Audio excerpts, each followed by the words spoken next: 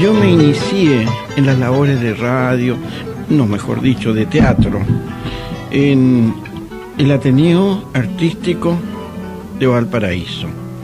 El Ateneo Artístico de Valparaíso era dirigido por Juan II Caviedes y siempre daban obras de teatro aquí en el Instituto Comercial, lo que es ahora el Palacio Lyon. En ese tiempo yo tenía unos 7 años, 6 años, 7 años, 8, 9 años, una cosa así. Y allí venían mis padres. Un día se me ocurrió recitar. Y ahí empecé a recitar y empecé a actuar y fueron pasando el tiempo, fueron pasando los años y llegué a un momento en que era muy agrandado, yo siendo niño incluso, y empecé a hacer los papeles, los roles de galán joven. Esos fueron mis primeros pasos que di yo en teatro, en el arte. Y eso me llamó bueno, en esa época que la radio era como la televisión, muy difícil también de llegar, a presentarme a un concurso. Ese concurso se hizo en la radio La Unión, y ahí en la radio La Unión me acuerdo que me llamó Max Enrique Miranda y con él hicimos un ensayo y grabábamos, es decir, no grabábamos, sino que me escucharon ahí, como lo estamos haciendo ahora. Y bueno, anotaron mi nombre, en fin, etcétera, y pasó el tiempo y nunca más supe. Pero llegó en esa época que estaba la compañía de Max Enrique Miranda trabajando con Kela Briones, se separaron y me llamaron a mí para hacer un rol que se llamaba, es decir, de la obra Don Juan Tenorio, me hizo Don Juan de Avellaneda, ahí en la radio Cochrane, CB 132. Y ahí fue cuando di mis primeros pasos en radio. Pero junto con ello ya yo estaba estudiando en el colegio Agustín Edward, empecé a venir con la inquietud a la radio cooperativa vitalicia, que era en esa época, La Voz de Chile para toda América, en el programa La Hora del Niño y la Hada Madrina. Ahí empezamos a trabajar, hice mis primeros libretos, hice mis primeras actuaciones. Eso tiene que haber sido por el año 40, 42, 43. El programa empezaba a las 5 y terminaba a las 6. En un mini de 1 hora se hacía todo, pero con niños y jóvenes, porque no eran todos niños, ya habíamos muchos que éramos jóvenes.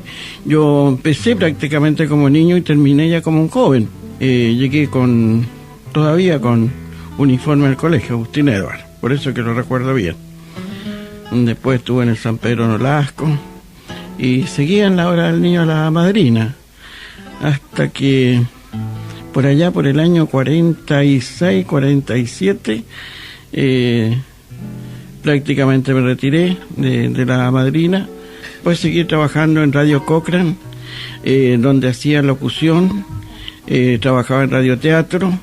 Empecé a hacer la Hora Argentina, que dirigía Jacobo Gomberó. Entonces ahí empecé a practicar la locución con Toyita Pinto.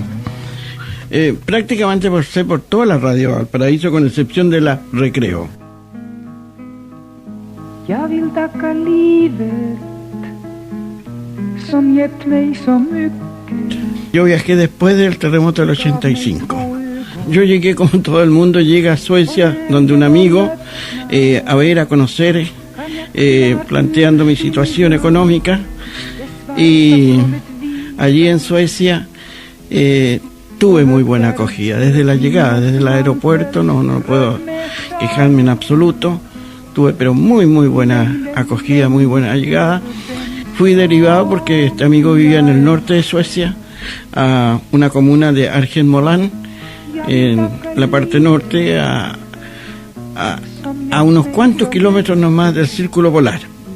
Allí fue duro en realidad, porque el clima, el ambientarse, y el problema más grande, la barrera idiomática, porque me sentía terriblemente solo, sin poderme comunicar, y todas las comunicaciones que hacía tenía que hacerlo a través de este amigo, que no resultó a la larga ser tal amigo. Y a los 6 meses prácticamente ya quedé solo. A todo esto llegó una Foreigner, que le llaman allá, que es como una especie de, como las sociedades que existen acá. Llego allí, primero empiezo a estudiar, por supuesto, sueco. Estoy en la escuela Odalen, estudiando sueco.